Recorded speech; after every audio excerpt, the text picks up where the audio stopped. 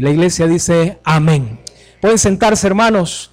Cuando llegamos al capítulo 12 de Lucas, hermano, el capítulo 11, Lucas, cuando llegamos al 12 del libro de los Hechos, Lucas se ha encargado ya de contarnos cómo la iglesia nace, cómo la iglesia pagana, gentil, nace en una ciudad que estaba repleta de corrupción, en una ciudad donde abundaba el libertinaje sexual, en una ciudad donde abundaban los vicios, en una ciudad donde cualquiera hubiera dicho, estos no tienen nada bueno.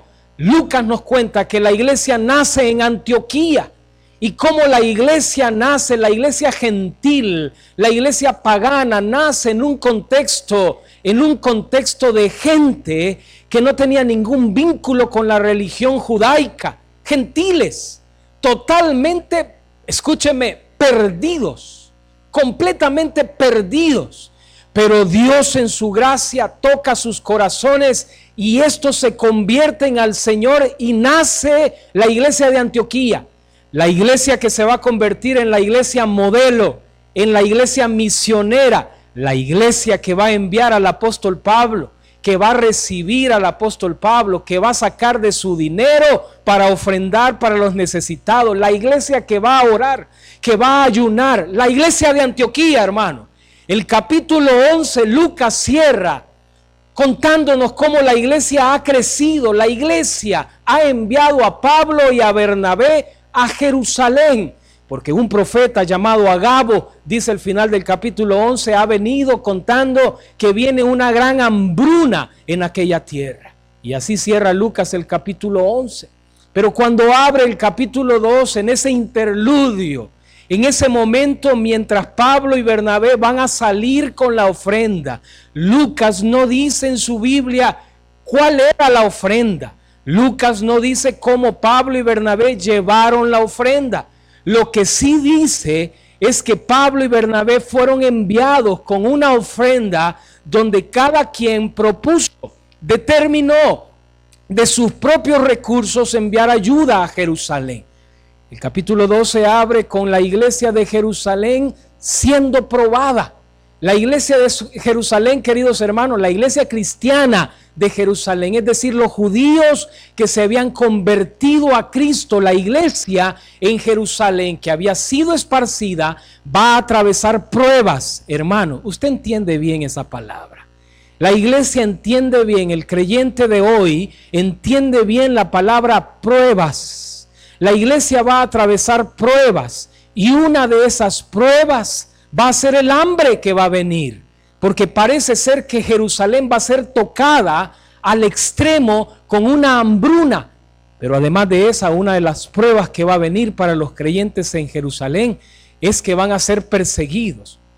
Dice el versículo 1 en su Biblia, en el capítulo 12, que por aquellos días, Herodes, ¿lo encontró? Versículo 1 del capítulo 12 en su Biblia, en aquel mismo tiempo el rey Herodes. Yo quiero animarle, hermano, subraye ese nombre. Yo sé por qué se lo digo. Subraye el nombre Herodes Agripa. Herodes, versículo 1 dice el rey Herodes. En aquel tiempo, es decir, en ese momento, el rey Herodes, muchos han escrito sobre Herodes Agripa.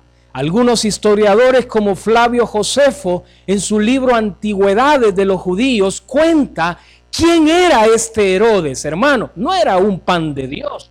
No se equivoque.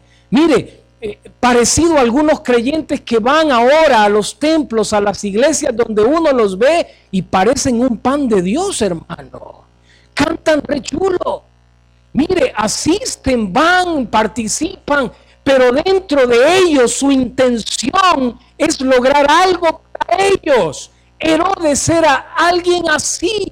Herodes no era un pan de Dios. Algunos han escrito sobre Herodes, probablemente su mamá era de descendencia judía. Por lo tanto, él participaba también de todos los actos religiosos con los judíos en Jerusalén. Uno de ellos era leer la ley diariamente, ofrendar, sacrificar ofrendas. y probablemente a los judíos los tenía, escúcheme, apantallados. ¿Se entiende la palabra apantallado? Usted dice, me apantalló el hermano. Los tenía apantallados. ¿Por qué? Porque la motivación de él, de Herodes, del rey Herodes, era ser reconocido como casi un dios. De hecho, en el relato en el capítulo 12, Herodes va a terminar de esa manera. Se va a vestir con su capa real, tejida de hilos de plata, para que cuando el sol va saliendo, su capa resplandezca tanto. Y al dar el discurso, dice Lucas en el capítulo 12, después de dar el discurso, la gente le grita, voz de Dios y no de hombre. Y él no hace nada por detener la gloria que la gente le estaba dando a él. Inmediatamente muere. ¿Por qué? Porque Herodes, el rey Herodes del versículo 1, el rey Herodes tiene una motivación, tiene una intención en su corazón de ser reconocido sobre todos los demás, al punto que lo logra. Pero Dios le quita la vida. Ese rey Herodes, hermanos, había apantallado a los judíos. Y ese rey Herodes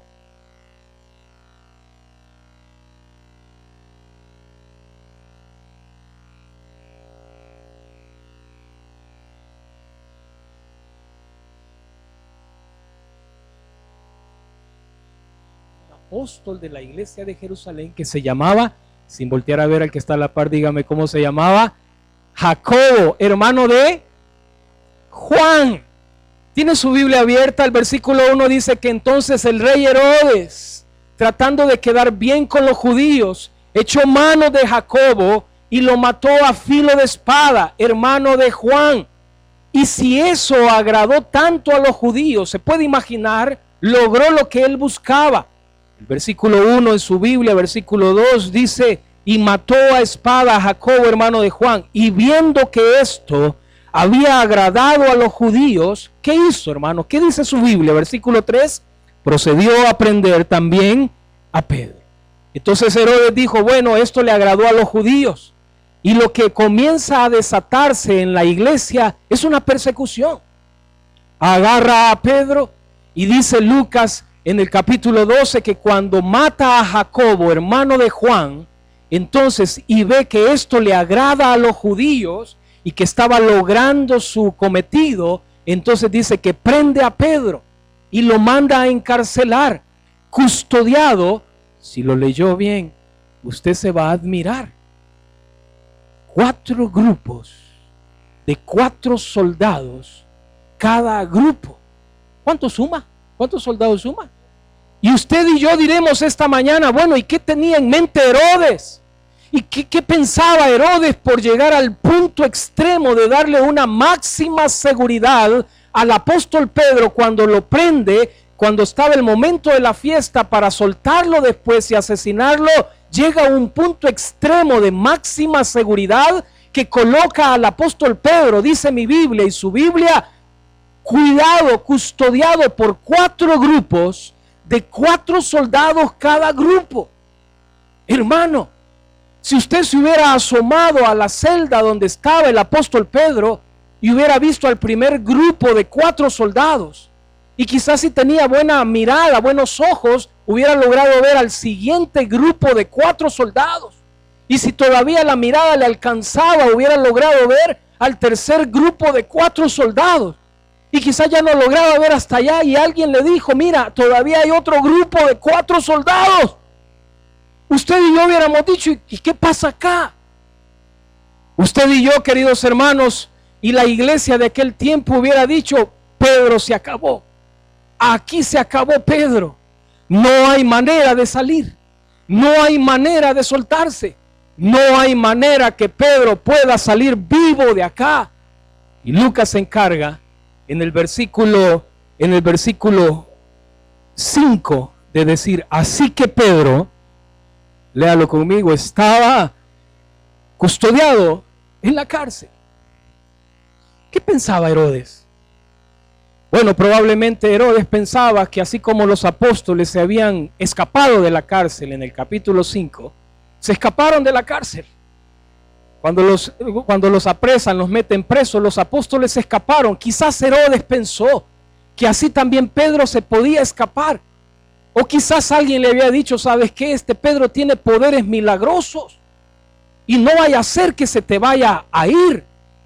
Por lo tanto, le puso 4 grupos de 4 soldados para custodiarlo. Y Lucas dice, así que Pedro estaba custodiado en la cárcel.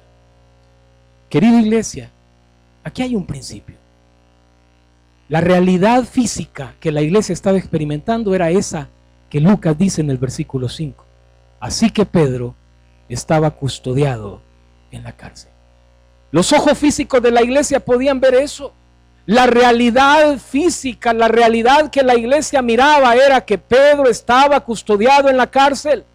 Y la custodia de Pedro estaba a cargo de 4 grupos, de 4 soldados, cada grupo. En otras palabras, y en buen salvadoreño, la iglesia podía haber dicho, aquí se terminó el asunto, aquí se acabó. La realidad que los creyentes estaban viendo con sus ojos físicos era que Pedro estaba custodiado en la cárcel. Querido hermano, tú entiendes perfectamente bien esta realidad. La iglesia entiende bien esta realidad. La realidad cuando tus ojos físicos ven a tu alrededor y no ves esperanza. No ves ningún rayito de sol en el horizonte que pueda alumbrarte y darte un poco de ánimo. Todo lo que ves alrededor, es tenebroso. Todo lo que ves alrededor va en tu contra. Todo lo que ven tus ojos físicos es Pedro custodiado en la cárcel. Y la realidad que la iglesia estaba viviendo es la realidad de muchos creyentes ahora, hermano. Por eso buscamos a Jesús. Por eso venimos a la iglesia. Por eso nos aferramos al Jesús crucificado, porque nuestra realidad física es la de Pedro custodiado en la cárcel. Una realidad difícil. La iglesia estaba experimentando un momento de prueba. La iglesia de Jerusalén experimentaba un momento de aflicción. Era para que cualquier creyente hubiera dicho, aquí quedé. Era para que la iglesia hubiera dicho, hasta aquí llegamos. Aquí se terminó todo. La iglesia experimentaba un momento de prueba, hermanos. Porque Herodes, el rey, Herodes Agripa, Monedita, un personaje, buscaba su gloria y le dijo a Pedro, Pedro, tus días están contados. 4 grupos de 4 soldados custodiados en la cárcel. Mas Herodes no sabía que sus días estaban contados. Como Lucas lo va a decir en el capítulo 12, sus días están contados. Porque cuando buscó entonces la gloria de los hombres que le gritaban, eres un Dios, no eres hombre, voz de Dios. Dios lo mató. Engusanado, dice Lucas, inmediatamente, comido por los gusanos, Herodes se acabó. Gloria a Dios, hermanos. Porque el Dios que tenemos es el Dios que guarda a su iglesia. El Dios que adoramos es el Dios que protege a su iglesia. Es el Dios que acompaña a su iglesia en medio de la prueba. Es el Dios que camina a la par de sus hijos en medio de la tormenta. Es el Dios que no se baja de la barca, que continúa día a día acompañando, sosteniendo, inspirando, motivando a su iglesia a seguir adelante. Ese es el Dios que adoramos. Y el molino de Dios, como han dicho algunos, muele lento, pero muele. Y llega el tiempo cuando todo aquel que quiere dañar al pueblo de Dios, a los hijos de Dios, Dios, hermano, va a hacer justicia. Y los días de Herodes estaban contados. aunque la iglesia experimentaba un momento de aflicción, aunque la iglesia con sus ojos físicos miraba un grupo, 2 grupos, 3 grupos, 4 grupos de soldados custodiando a Pedro, la iglesia se dedicaba a lo provechoso. La iglesia estaba aprendiendo a dedicar todo su esfuerzo, todos sus recursos a aquello que aprovechaba para lo eterno. Yo no veo una iglesia en ese momento que está siendo probada. Yo no veo a una iglesia entretenida con Netflix. Yo no veo a una iglesia entretenida con las redes sociales, con Instagram, horas y horas y horas. El pueblo de Dios entretenido con aquello que no aprovecha. La iglesia estaba aprendiendo a dedicarse a lo provechoso. ¿Y qué era lo provechoso? Correr. En medio de las circunstancias, la iglesia estaba aprendiendo a correr al camino de bendición. La iglesia estaba aprendiendo a refugiarse en aquel, no en Herodes. Porque Herodes tiene sus días contados. La iglesia dice en el versículo 5, sí, Pedro estaba custodiado en la cárcel. Pero hay una palabra ahí en el versículo 5 que cambia la perspectiva. Pero la iglesia hacía, dice Reina Valera, se dedicaba sin cesar a orar a Dios por él. Y aquí está el principio, hermano. Mire, estos creyentes de esta iglesia habían aprendido, estaban aprendiendo a dedicarse a lo que aprovecha. Y a lo que aprovecha a la vida de un cristiano es buscar el camino de bendición. Es buscar a aquel que puede satisfacerlo, aquel que puede llenarlo, aquel que puede sostenerlo, aquel que puede darle paz en medio de la tormenta, dedicándonos a lo provechoso. Esta iglesia hacía sin cesar fervientemente, dicen algunas versiones, oración a Dios. Hermano, qué desafío acá. Esta iglesia en medio de la circunstancia habían aprendido a dedicarse con todas sus fuerzas, con todos sus recursos, a lo que aprovecha. A lo que aprovecha. Esta iglesia, hermanos, tenía para mí, al leer despacito el texto y leer lo que viene a continuación, tenía una opción para encontrar paz. Tenía una opción para encontrar refugio. En medio de lo que venía, en medio de las emociones encontradas, esta iglesia tenía una salida. Lo que hizo Tiro y Sidón, los de Tiro y Sidón, dice el versículo 20, en aquel tiempo los de Tiro y Sidón tenían un pleito con Herodes, hermano. Versículo 20 en el capítulo 12 que dice que los de Tiro y Sidón tenían un pleito con Herodes. Porque Tiro y Sidón, si usted revisa su mapa en su Biblia, va a ver que esa franja costera de Fenicia, que allí llega hasta Cesarea, donde tenía el palacio Herodes, Cesarea, donde estaba la residencia de Herodes. Esa franja costera era una franja, escúcheme, comercial. Y Tiro y Sidón dependían del cereal, de los granos que Herodes les podía dar para continuar con vida toda esa región. Y el versículo 20 dice que los de Tiro y Sidón tenían un pleito y buscaron la manera de que Herodes les levantara el castigo y les trajera paz, porque dependían de Herodes. No sé si logra notar en el texto que los de Tiro y Sidón hacen es algo que en política es muy común. Sobornar al copero del rey, sobornar a alguien que está cerca del mero mero. Buscaron a alguien cercano a Herodes y sobornando a Blasto, dice la Biblia, buscaron que Herodes les levantara el castigo que tenía, que no les permitía comerciar, que no les permitía tener vida, se estaban acabando. Tratando de encontrar en Herodes un salvador. Tratando de encontrar en Herodes a alguien que les ayudara en medio de la aflicción. La iglesia bien pudo, hermano. Cuando ven que matan a Jacobo a filo de espada, si usted hubiera estado ahí en la congregación de la iglesia de Jerusalén, ¿cuál hubiera sido su reacción? Herodes mata a Jacobo, hermano de Juan, a filo de espada.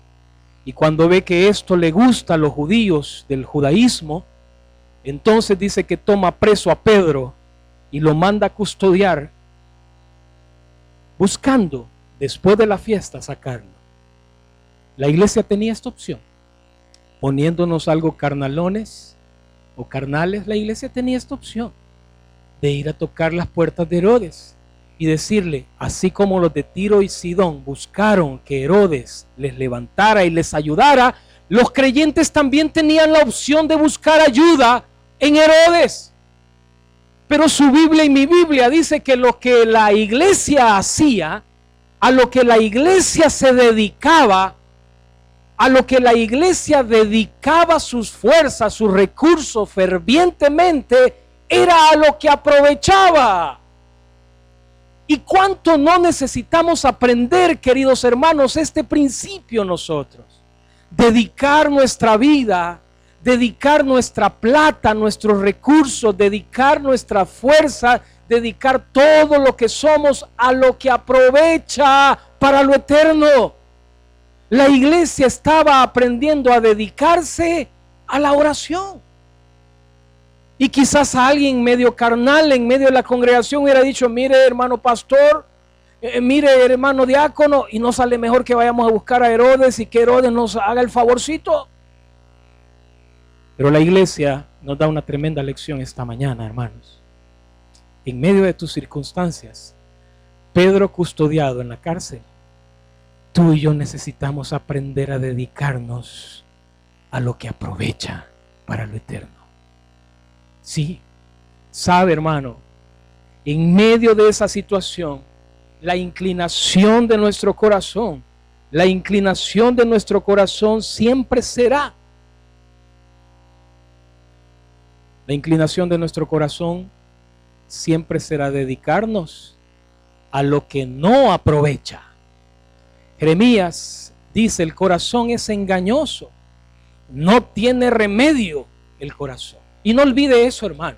Mire, el corazón del ser humano es un corazón engañoso y fácilmente nuestro corazón idealiza un ambiente, una imagen donde uno hace números, donde uno hace planes, donde uno hace sueños, y el corazón del ser humano fácilmente se inclina. ¿Se entiende esa palabra? Se inclina. Usted le dice que no vaya para ahí y ahí va. Usted le dice que no vaya para ahí y ahí va. El corazón nuestro, necesitamos aprender que nuestro corazón tiene una inclinación. Se inclina con facilidad. Es una inclinación crónica. Le dice que no vaya allá, allá va. El corazón es engañoso, no tiene remedio, dice Jeremías. Nuestro corazón tiene una facilidad de dedicarse a lo que no aprovecha. Nuestro corazón de pronto idealiza un panorama y hace planes y que todo va a estar bien porque nos basamos en lo que nuestro corazón calcula. Allá está la hermana. Le han dicho que no se ponga de novio con él, pero ella dice, no, este es el hombre de mis sueños, con el que siempre he soñado, es mi cielo, porque ha idealizado alrededor de ese pensamiento un panorama agradable. Pero al pasar los años, hermano, ahí la tiene a la hermana con su cielo, que hoy es infierno, que no es tan cielo. ¿Por qué? Porque la inclinación del corazón del ser humano es una inclinación a dedicarse, a embarcarse en aquello que no aprovecha con facilidad. Con facilidad el corazón humano se dedica sus fuerzas, sus horas, su tiempo a todo aquello, hermano, que no le va a traer provecho. Vamos a Jeremías capítulo 2 en su Biblia y démonos cuenta el ejemplo del pueblo de Israel El profeta Jeremías en el capítulo 2 va a desnudar al pueblo de Israel, parecido a lo que estaba pasando en Hechos 12. Jeremías capítulo 2 dice así, versículo 5. Jeremías lo encontró, Jeremías en el capítulo 2, versículo 5.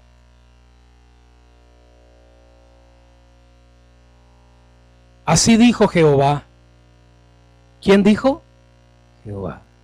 ¿Qué maldad hallaron en mí vuestros padres, que se alejaron? Subraye eso y lo leemos juntos. Que se alejaron de mí y se fueron tras la vanidad y se hicieron, como resultado, se hicieron vanos. Versículo 8. Los sacerdotes no dijeron, ¿dónde está Jehová? Y los que tenían la ley no me conocieron. Y los pastores se rebelaron contra mí. Y los profetas profetizaron en nombre de Baal. Y anduvieron, leámoslo juntos, tras lo que no aprovecha. Versículo 11. ¿Acaso alguna nación ha cambiado sus dioses, aunque ellos no son dioses? Sin embargo, mi pueblo no ha trocado su gloria. Leámoslo juntos. Por lo que no aprovecha. Versículo 13. Porque dos males ha hecho mi pueblo. Me dejaron, subráyelo, me dejaron a mí fuente de agua viva y cavaron para sí cisternas rotas que no retienen agua. ¿Qué es lo que el profeta Jeremías está diciendo, hermano? Mire, la iglesia en Hechos 12 había aprendido a dedicarse a lo que aprovecha, a lo espiritual. Jeremías le dice al pueblo en el capítulo 2, qué tremendo, Dios dice así. Dios dice así en el versículo 5, qué maldad hallaron en mí vuestros padres, que se alejaron de mí, yéndose a la vanidad y volviéndose vanos.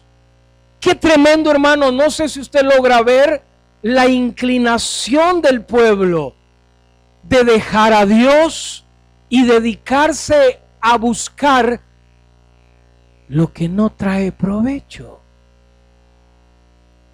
La inclinación del pueblo, la inclinación del corazón del ser humano es de dedicarse con todas sus fuerzas a buscar aquello que no aprovecha. Por eso 2 veces Jeremías capítulo 2 va a decir, buscaron lo que no aprovecha. Buscaron lo que no aprovecha. Dedicaron todas sus fuerzas, dedicaron todos sus recursos, dedicaron toda su plata a lo que no aprovecha.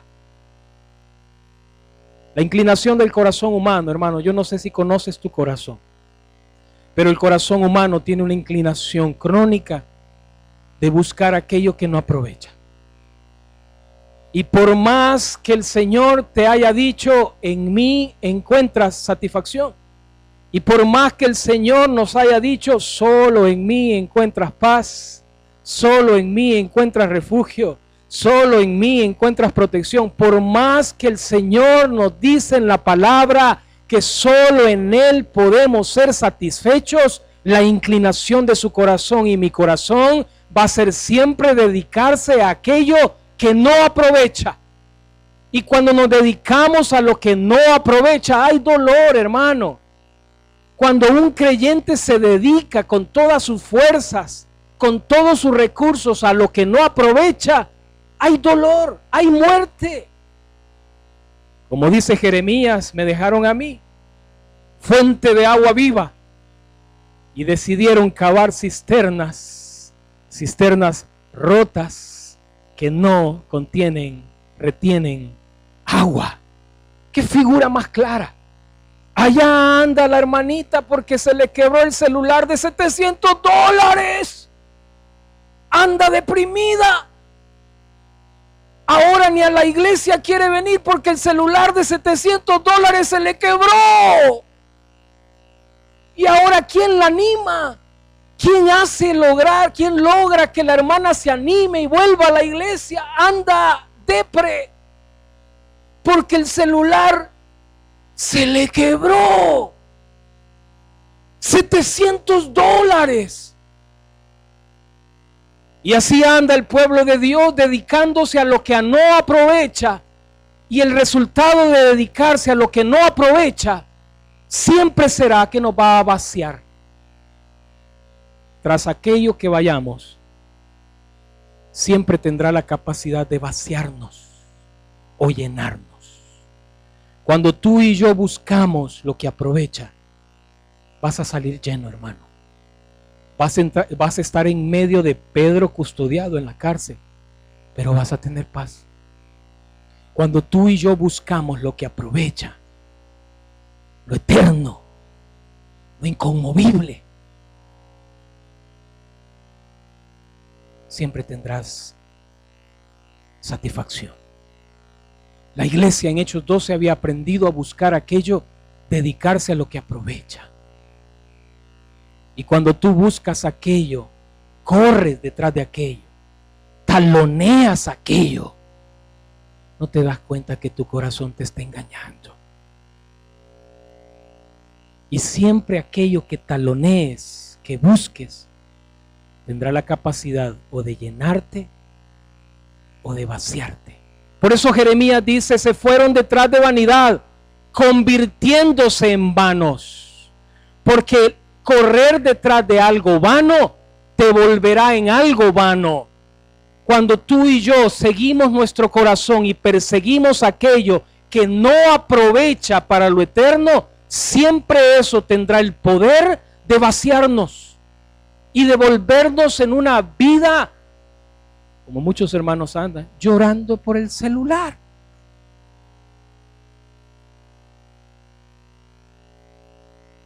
Frustrado, avergonzado, desanimado. Y hacer que la hermanita que perdió el celular se anime de nuevo y se apasione por el Señor, hermano, está difícil. Porque siempre que persigas aquello que no aprovecha, traerá, escúchame, muerte a tu vida. Así de sencillo. La iglesia había aprendido a dedicarse fervientemente a la oración. Podían haber buscado a Herodes, podían haber tocado la puerta de Herodes y decirle, Herodes, por favor, mira, así como Tiro y Sidón piden ayuda, ayúdanos. Querido hermano, vivimos en un sistema donde, si somos francos, nos seduce a todo aquello que no aprovecha. El sistema, la publicidad, casi que le hace creer el sistema al humano creyente y no creyente que está incompleto si no tiene eso, ¿o no? Usted lo ha experimentado en su vida. Usted ha caído, ha mordido, hemos mordido el anzuelo muchas veces de creer que lo que el sistema nos está sugiriendo, que lo que nos están vendiendo es aquello que nos va a hacer sentir satisfechos. Y por eso usted va a encontrar gente dentro de las iglesias, gente que le dice al otro o a la otra, hermana, mira, yo creo que necesitas un nuevo brillo, necesitas ir al spa. Y vas a ver que cuando vayas al spa, te vas a sentir como nueva. Tú necesitas darte un chance y experimentar nuevas pulsaciones en tu vida. Por no decir vibraciones, ¿verdad? Y allá va la hermana a enjaranarse, pensando entonces que al subirse en ese carro o al encender ese aparato va a encontrar el cielo. Meses después, su cielo se va a convertir en el infierno. Porque siempre que vayamos detrás de aquello que no aprovecha, vamos a encontrar muerte, hermano. Y aunque el sistema nos seduzca, nos diga que lo necesitamos, el Señor Jesús tenía identificado quién era el príncipe de este mundo. Y ya no hablo más, dijo Jesús a sus discípulos, porque el príncipe de este mundo viene y él no tiene nada conmigo. Primera de Juan capítulo 5 también identifica. Nosotros somos de Dios, pero el mundo está bajo el maligno, arrullado. La palabra casi que ahí Juan dice es, el mundo está chineado, dormidito en los brazos del maligno. Y el sistema en el cual usted y yo nos movemos, querido hermano, si hoy al ver a la iglesia en Hechos 12, no logramos entender que tu corazón y mi corazón nos engaña, nos hace idealizar una realidad que no es realidad. Tenía razón tu mamá cuando te decía, no te conviene, no te conviene, no te conviene. Tenía razón, porque el corazón engaña, el sistema nos seduce, nos engaña y nos hace dedicarnos a aquello que no trae provecho para lo eterno. Pablo decía, miren, el ejercicio físico en poco aprovecha. Ejercítate para ayúdeme, piedad. Pablo miraba en el contexto griego, en el contexto de los Juegos Olímpicos, sin lugar a dudas veía modelar a los atlas de aquella época. Pero Pablo tenía bien puesto la prioridad como creyente. Dedícate a aquello que aprovecha. Y mire, hermano, ¿qué cuesta? Cuesta dedicarse como la iglesia a la oración. Ay, no le vayan a mencionar que hay culto de oración, porque ya el hermanito, ay, la ropa, el tráfico, ay, mire mis nietos, ay, el trabajo. Cuesta dedicarse a lo que aprovecha. Usted se determina dedicarse a lo que aprovecha, hermano, y el mundo le presenta una cantidad de distracciones. En lo físico lo podemos ver. Usted se propone hacer dieta y comer saludablemente y el marquesote enfrente, hermano. La puleada enfrente. Los elotes asados enfrente. Los churros españoles. La yuca frita. Las empanadas. Las pepescas. Y usted dice, bueno, ¿qué cuesta dedicarse a aquello que puede aprovecharme? Pablo le dice a Timoteo, desde niño has sabido las sagradas escrituras. Ellas te pueden hacer sabio para la salvación por la fe en Cristo Jesús. Pablo le dice a Timoteo, dedícate a la lectura, dedícate a aquello que aprovecha. Querido hermano, las consecuencias de dedicarnos a aquello que no aprovecha son terribles. Terrible vergüenza, aflicción, frustración. Y quizás el desafío para nosotros al leer a la iglesia en Hechos 12, que estaban dedicados a la oración. ¿A qué hemos dedicado este año? Aparte de la hermanita del teléfono de los $600, ¿a qué hemos dedicado este año nuestros recursos, nuestro tiempo, nuestras energías? ¿A lo que aprovecha o a lo que no aprovecha? ¿Qué debemos de aprender, hermanos, con el ejemplo de la iglesia en Hechos 12? ¿Dónde está la clave? Jeremías capítulo 2, versículo 8 dice, los sacerdotes no dijeron, ¿dónde está Jehová? Aquí es donde el creyente se pierde, nos perdemos, cuando perdemos de rumbo al Señor. Los sacerdotes no pudieron decirle al pueblo, busquemos al Señor, busquemos al Señor. No dijeron, ¿dónde está Jehová? Y ya cuando la gente comienza a seguir a hombres y a escuchar a hombres y a perseguir aquello que cree la persona que le va a dar estilo. Sí, porque hay gente que hoy busca estilo, tener estilo. Cuando la gente comienza y cuando el creyente comenzamos a buscar no a Jehová, no al Señor, entonces, hermano, perdemos el rumbo. Esta mañana quiero animarle, quizás tú y yo, al hacer un análisis en estos casi 8 meses del año, podemos sacar números y decir, bueno, qué terrible, Señor.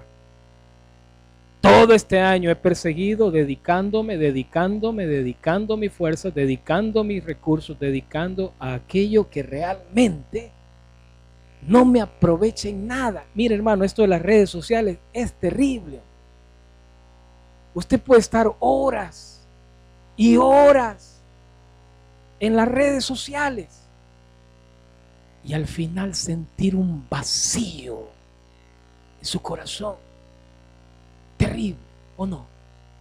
Un vacío.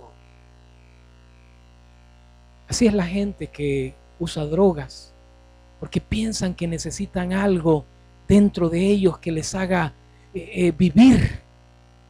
Pero al final, como dice la palabra, hay caminos que al hombre le parecen rectos, derechos, pero al final,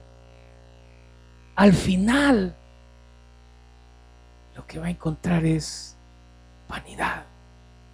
Querido hermano, al hacer un recuento de lo que hemos caminado este año, no podemos estarnos lamentando de nuestros errores, porque tenemos un Dios que levanta, un Dios que restaura, un Dios que nos da oportunidades, un Dios que nos pone de nuevo en el camino y nos dice, hijo, no te sigas lamentando de los errores del pasado. Está bien, fallaste, te tropezaste, te has dedicado a aquello que no trae provecho espiritual. Ahora podemos tomar una decisión.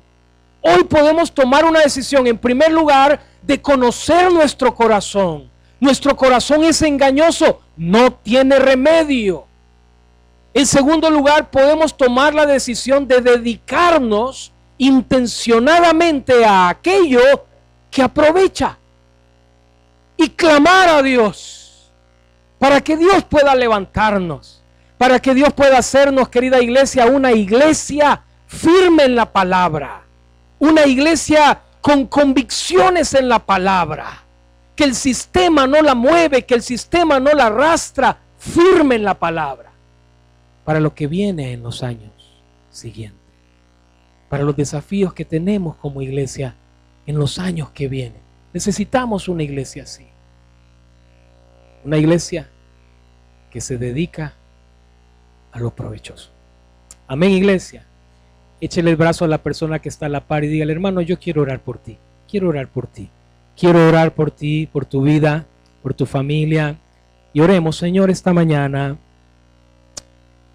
Oramos los unos por los otros.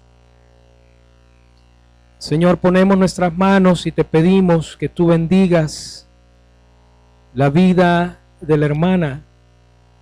Oramos esta mañana, Señor, y te damos gracias porque tú siempre tienes algo que decirnos en tu palabra. Oramos esta mañana para que la hermana, el hermano que está acá, tú bendigas su vida, tú le ayudes a dedicarse a aquello que aprovecha. Oramos esta mañana para que la familia de mi hermano, la familia de mi hermana, dedique su fuerza, dedique sus recursos a aquello que es provechoso para lo eterno. Oramos esta mañana, Señor, anhelando salir de este lugar y que tú sigas transformando nuestras vidas. Oramos esta mañana, Señor, buscando el consuelo que necesitamos para continuar. Y mientras la iglesia ora, hermanos, quizás esta mañana aquí hay alguien que ha estado visitándonos. Quizás esta mañana hay alguien que ha estado visitándonos y no ha entregado su vida a Jesús, no ha creído en Jesús como su Salvador, mientras la iglesia ora, yo quiero pedirle a esa persona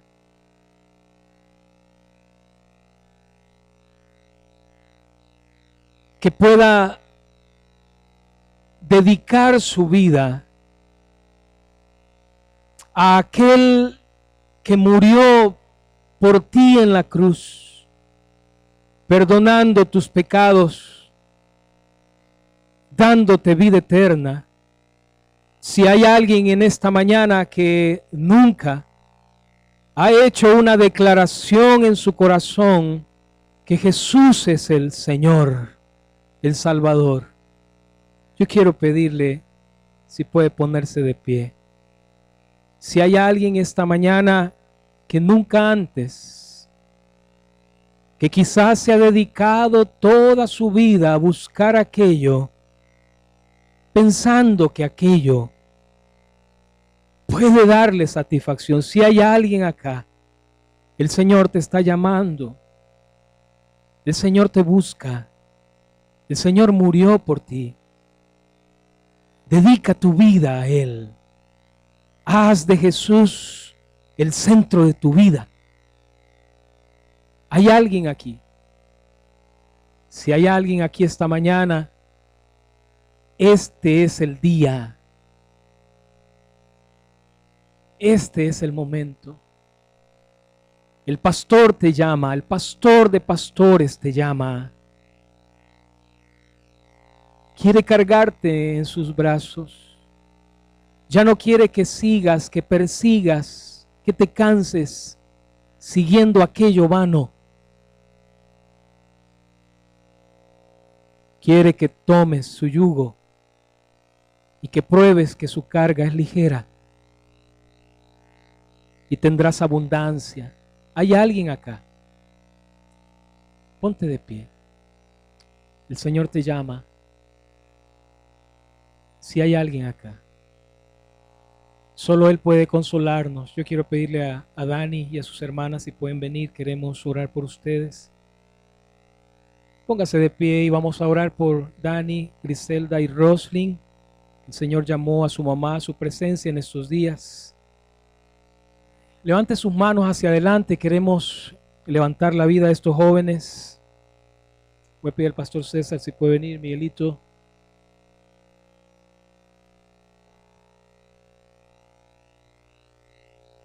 Nuestro buen Dios, aquí estamos, Señor, agradecidos por lo que tú haces en medio de esta familia, Señor.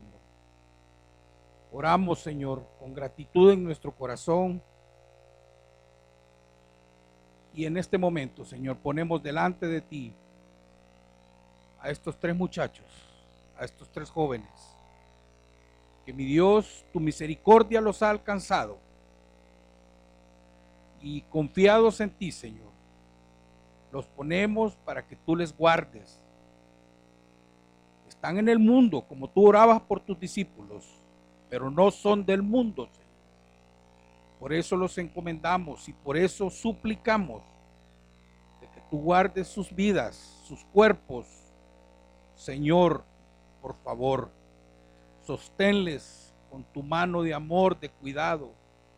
Que cuando ellos estén solos, Señor, seas tú con ellos. Que cuando enfrenten el momento difícil de tomar una decisión, tú les ilumines, Señor. Por favor, ayuda a Dani, que es el hermano mayor, que tú lo guíes, Señor. Que tú apacientes su corazón y la de sus hermanas. Bendícelo, Señor, y nosotros como congregación también nos comprometemos a acompañarles, a llevarles en oración y a cuidar de ellos, Señor, como hermanos menores de esta familia, mi Dios. Te bendecimos. Oramos por su abuela, Señor, hermana Silvia. Oramos por su tía, Silvia Mariona también, Señor. La ponemos delante de ti. Levanta ese cuerpo, Señor, también. Oramos por sanidad. Gracias, bendito Dios. tú eres soberano. Tú revelarás en el corazón de ellos el propósito, Señor, y lo vas a levantar. Te bendecimos esta mañana, Señor, en el nombre de Jesús.